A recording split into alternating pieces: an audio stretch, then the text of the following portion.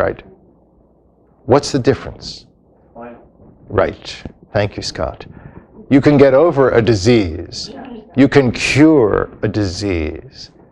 Death is no fooling around with death. Death makes doctors irrelevant. It makes priests irrelevant. The only thing relevant in death is you and God and death. Okay, now we're getting to what really is going to happen to Yvonne. It's Scott's observation about the absoluteness of this force.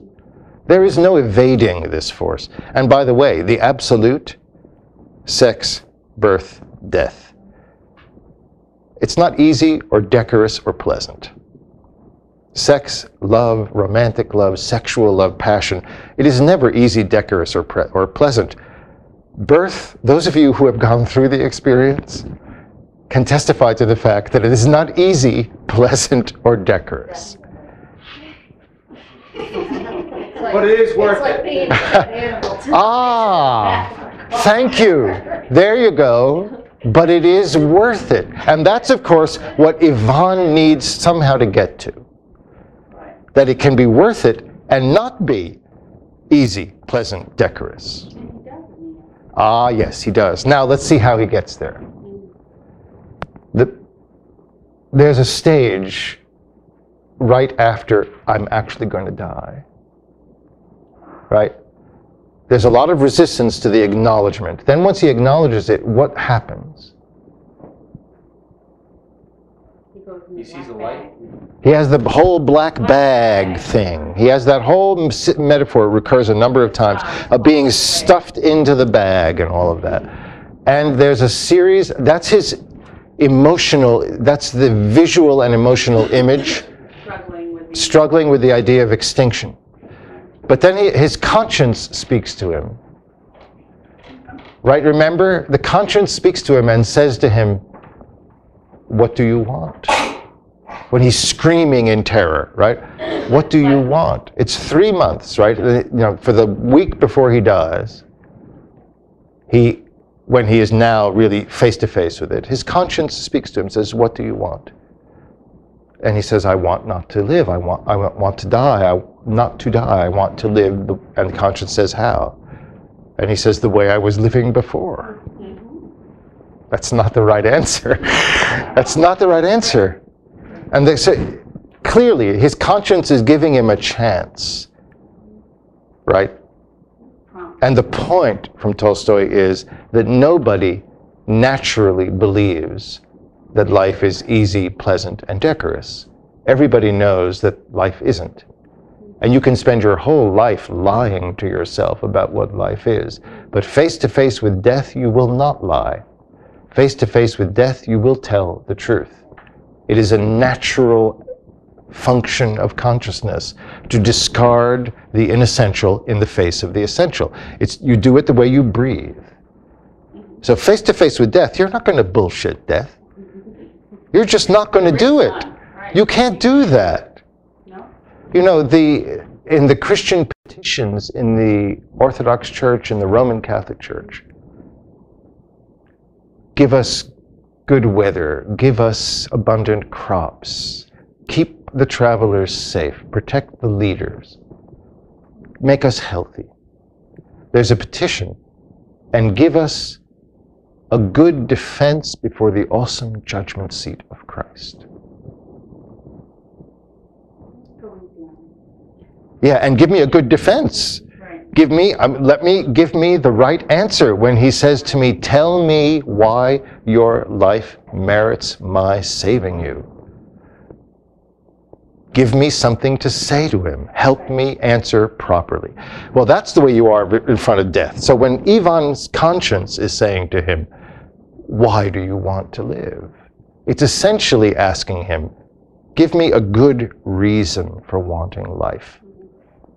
Wanting to be the way you were before is not a good reason. Wrong. Now, until he gets a good reason, he's going to be suffering. He gets a good reason. He sees There's the metaphor of the light. Now, it has a little bit to do with Yerasim.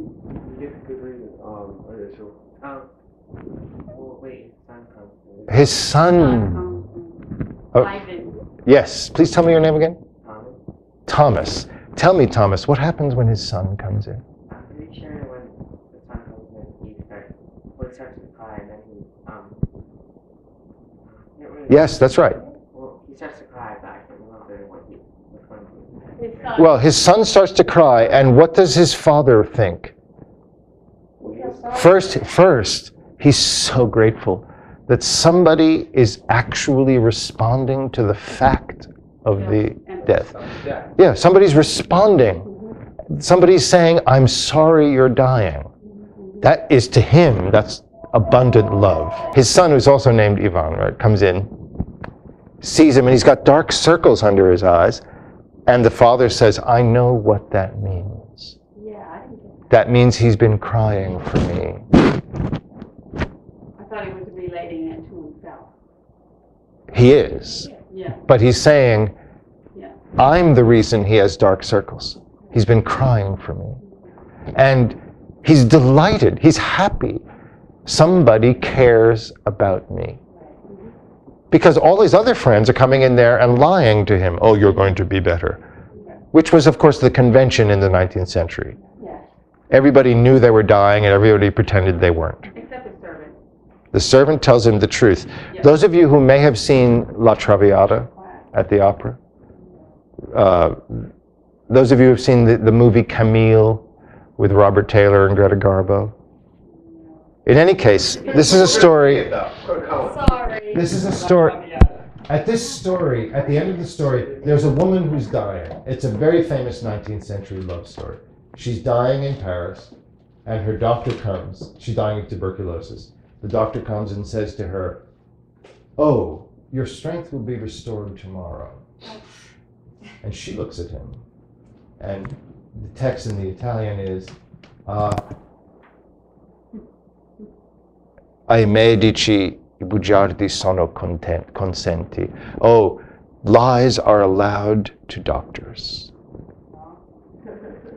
As late as 1939, in the movie, great movie, with Lionel and John Barrymore and Marie Dressler and all these wonderful people, called Dinner at 8. Jean Harlow in this astonishing tight white dress, you cannot believe it. Great, great movie. Lionel Barrymore is the head of a shipping agency, and he's got congestive heart failure, and he's dying. And the doctor tells him as much through coded indications, but then when Barrymore's leaving the doctor's office, the doctor says to him, oh, you'll be fine in a few weeks. And as Barrymore's going out the door, he says to the doctor, oh, you're not kidding me. So as late as 1938, it was policy to tell dying patients that they were not dying. Yeah, it was medical practice. It was normal medical practice. So it was supposed to make them better. Exactly, exactly. It was a treatment. It was an idea of, it was like morphine. It was an opiate, right? You not tell them they're going to die. And this, of course, is part of the reason Tolstoy's writing the story. What kind of medical treatment is it to try to trick somebody out of the most important act of consciousness in their life? That is not medical care. Inhuman. That is inhumane. It is. And that is also morally disgraceful, spiritually moronic and destructive. Don't you think he can handle dying? It happens to everybody. Don't you think we're built with the capacity to handle it? You say you believe in God. Do you think he would make us incapable of handling the basic fact of our life? What the hell is wrong with you people? So this is the Tolstoy's tone in this: angry, cynical, sarcastic, demanding, aggressive. He hates the doctor. He's very upset. Yeah, and he hates the world who will not allow the reality of God's world to shine forth in it. right? The whole impulse to cover and lie about what is in fact the truth about life. That impulse is destructive as far as Tolstoy is concerned. The voice tells him, what do you want? I want to live. Why do you want to live? So I can be the way I was. Wrong answer. Let's come back to Thomas's observation. It is not just that he feels loved. There's one more step before the light shines for this man. It's that nobody else around him has taken. Right. Yes. And what does he think? He thinks, oh, he's in pain because he loves me. Then he thinks, oh, he's in pain because he loves me. I must not let him be in pain. That's the step. It is that. It is making somebody else more important than yourself. That is the light. That's the moment when he is freed from his terror of death. That's the right answer. I just walked in on that. I'm sorry. I missed the right answer. I missed The right answer, Just the hour and a half. the sequence of the boy, his son comes in and he sees that his son has been crying. And he thinks, and he's happy that his son has been crying. Right. Because it means his son loves him. Right. And then he takes the next logical step. And he doesn't stay with the observation from the self-centered point of view. He doesn't think, my son has been crying for me. He thinks, my son has been crying for me. He's unhappy.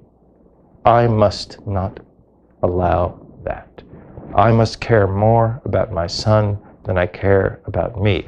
The emotion has to flow back to the benefit of the other person.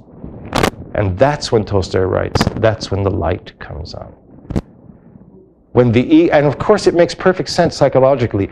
Of course it is obviously the Christian spiritual action par excellence. It is exactly what Christianity urges. It is when you forget yourself that you gain your own life. Right? That is the standard Christian message. Leaving aside the doctrine, however, leaving aside the theology, which is obviously implicit in the action, there is a psychological truth in it that Tolstoy seems to believe is the proof of the doctrine in life.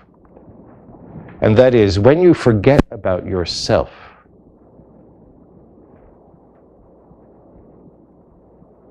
how important is your own suffering? Doesn't exist. See, what does he say, right? Pain, oh, that was just pain. So, where is he focused? On his son, on somebody else's suffering. Whose suffering is occupying him? Somebody's who he loves, and somebody's who's going to be alive after he's gone, and somebody's suffering who he can relieve, and somebody's suffering which he has caused, which he can relieve. So it's obvious, right? It is in the relieving of suffering through loving compassion that the ego is freed from its torturous terror of death. That's the point of the story. And it's very simple, right? You are free, you will not, death will always disqualify your life as long as your ego is the center of your life. Because death will destroy your ego. But whenever your ego is not the center of your life, you have taken the target away from death. It's that simple. If death has no target, what does it matter? But if you're right out there with the target, me, ego, Ivan Ilyich, most important thing that ever happened in human history, well, death has got every nuclear weapon on the planet aimed right at your ego. That's how it feels to Yvonne. That's how it feels to everybody at some moment when they're dying. Everybody feels that way. Yeah.